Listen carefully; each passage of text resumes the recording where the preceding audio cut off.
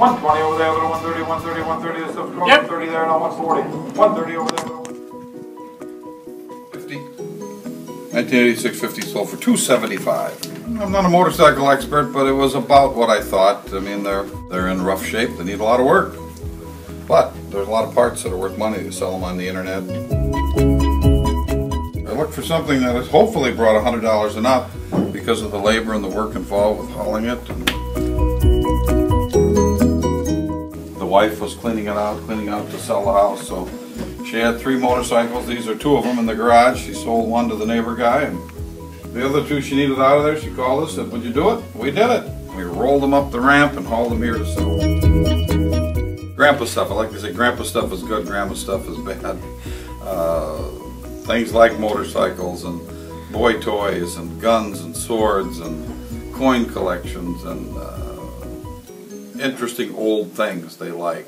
The mainline stuff, China, crystal, all those things are really pretty tough, except if you get to the real high-end stuff like Tiffany and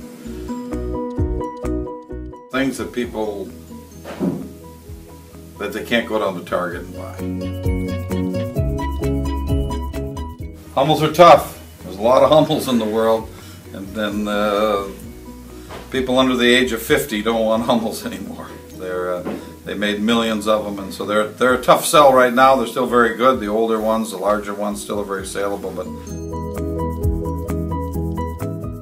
they were fairly new Hummels, and they went for about $20 a piece. They were not great Hummels. Do your homework, set your limits, and you can do very well at auction. Midwest Auction, we're on Auction Zip, and of course LutherAuctions.com. We have everything in our catalog. Usually the Wednesday prior to a Monday sale, we have our entire catalog online. So a lot of times when we get estates, we don't just get the Tiffany lamps, we get some glassware that Grandma used to save.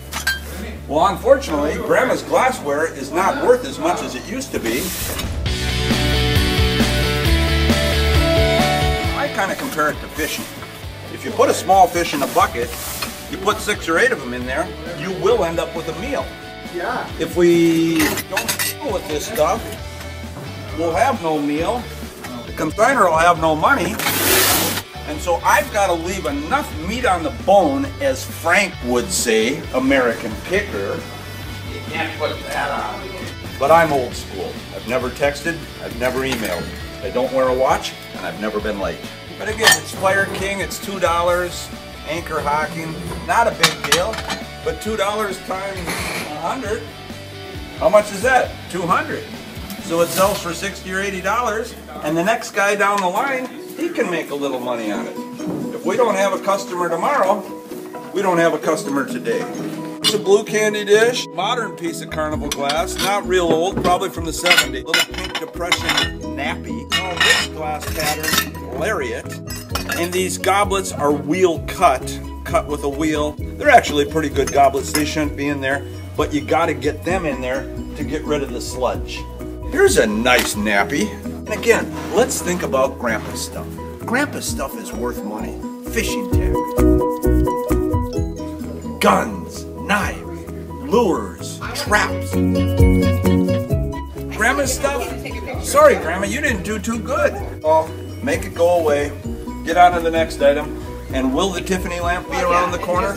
We don't know.